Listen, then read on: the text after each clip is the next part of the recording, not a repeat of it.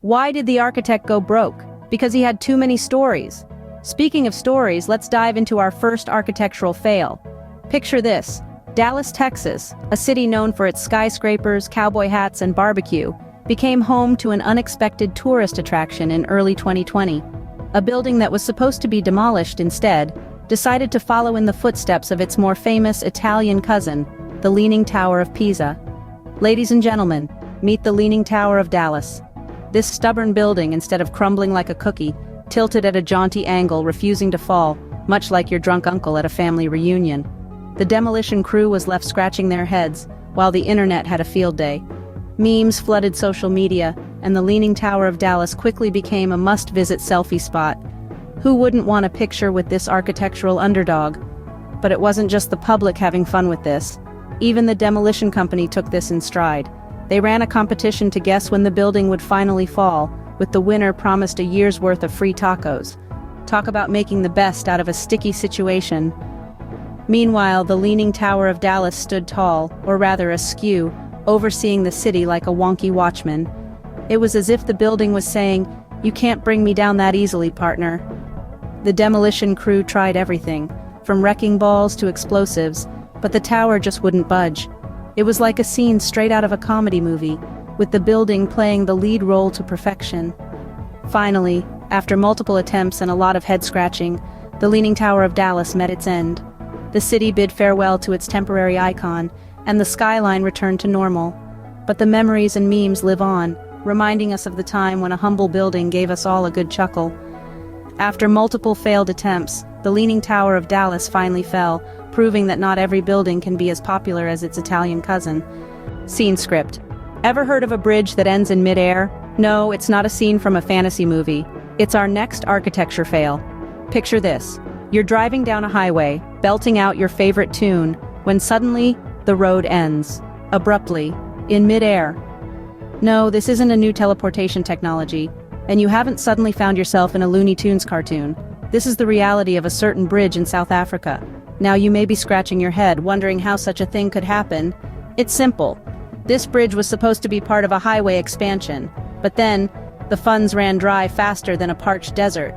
And so, the bridge was left hanging, literally and metaphorically. And there it stands today, a monument to ambition outrunning practicality.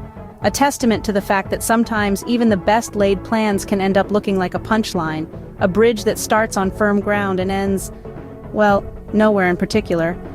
But hey, let's not be too harsh on this unfinished masterpiece. After all, it's become quite the local attraction. And why wouldn't it be?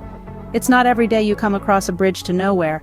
It's the perfect spot for a picnic. Just remember to pack your parachute with your sandwiches, in case you get a bit too close to the edge. And for the adrenaline junkies out there, this bridge has an unexpected perk. It's the perfect spot for a bungee jumping business. Imagine the thrill of leaping off a bridge that was never meant to be leapt off. Talk about an extreme sport. So, while it may be a fail in the architectural world, it's a win in the world of comedy and adventure, a bridge that leads nowhere but to laughter and a heart-stopping thrill.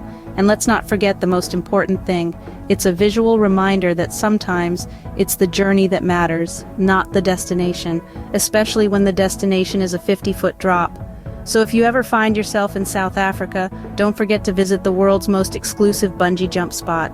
What's taller than a skyscraper? A sinking skyscraper. Now, let's take a journey to the city of San Francisco, home to the Golden Gate Bridge, clam chowder and sourdough bowls, and a sinking skyscraper? Yes, you heard it right, folks.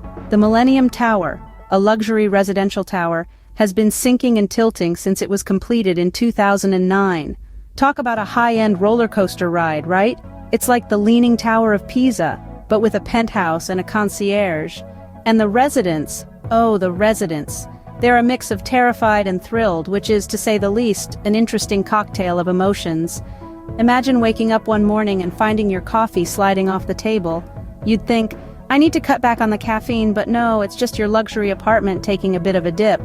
And the solutions proposed to fix this architectural hiccup are as hilarious as the situation itself. One suggested strapping helium balloons to the top of the tower. Another proposed a giant seesaw mechanism to balance things out. My personal favorite, though, is the idea of just letting it sink and turning it into an exclusive underwater housing complex for millionaire mermaids. But, in all seriousness, the city has been working on a solution. The plan is to drill piles into the bedrock to stabilize the building. Who would have thought that building a skyscraper would involve more than just stacking a bunch of floors on top of each other, right? So, next time you're in San Francisco, make sure to visit the Millennium Tower. It's the only skyscraper where you can experience seasickness on dry land. Just remember to bring your sense of humor and maybe a level, just in case your coffee starts sliding again. After all, who wouldn't want to say they've lived life on a slant? Now that's what I call a room with a view. So next time you're in San Francisco, make sure to visit the Millennium Tower, the only skyscraper where you can experience seasickness on dry land. Ever parked your car and returned to find it melted? No? Well, you haven't been to our next architectural fail then. Welcome to the Walkie-Talkie Building in London, a skyscraper that's more notorious for its car-melting capabilities than its architectural prowess. Yes, you heard that right. This building, with its curved design, reflected sunlight so intensely that it actually damaged cars parked nearby. Talk about a heated situation. Imagine this. You're a proud car owner in London. You park your car on a seemingly innocent street, blissfully unaware of the looming reflective menace nearby. You go about your day, thinking your car is safe and sound. But little do you know, it's slowly turning into a Picasso masterpiece of molten metal and warped plastic. Oh, the horror. The car owner's reactions ranged from pure disbelief to absolute fury. One guy, let's call him Bob, walked up to his Jaguar, only to find the side mirror had started to drip like a Salvador Dali painting. Bob wasn't amused.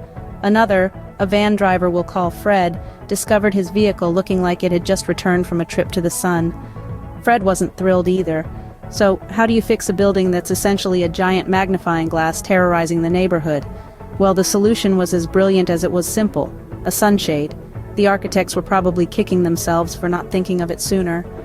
A large scaffold and fabric structure was erected to block the sun's rays, turning the walkie-talkie from a solar death ray into just another building on the block. But the real kicker is this. The building won an award in 2016 for the worst building of the year. Now that's what I call a burn. And that, my friends, is why architects should always remember to consider the sun in their designs. From leaning towers to melting cars, we've seen some hilarious architectural fails today. Let's take a moment to remember these masterpieces of mishap, and maybe even propose some solutions, shall we? We started our journey with the Leaning Tower of Pisa's long-lost cousin. This not-so-vertical spectacle gave us a glimpse into what happens when a builder forgets the spirit level at home. Perhaps the solution here is to simply dub it a modern art piece. After all, who doesn't appreciate a bit of abstract in their architecture? Next, we ventured onto the Bridge to Nowhere, a perfect example of a road less traveled, mainly because it doesn't lead anywhere. Maybe the architects were simply fans of suspense? For a quick fix, I suggest adding a bungee jumping station at the end.